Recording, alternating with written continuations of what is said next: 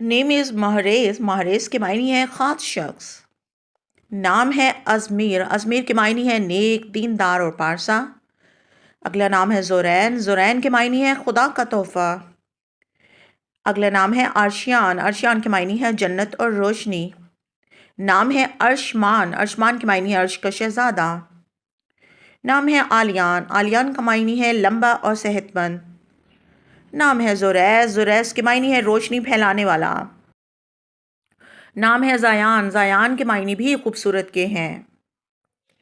आयान, आयान के मायने है अल्लाह का तोहफ़ा। नाम है शाहवीर, शाहवीर का मायने है बादशाहों का बादशाह। आरेज़, आरेज़ के मायने है गाल, चिक्स। नाम है मोहरेज़, मोहरेज़ के मायने है विनर।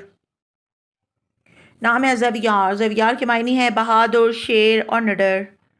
और हान के मायने है बादशाह, उम्दा, मालिक।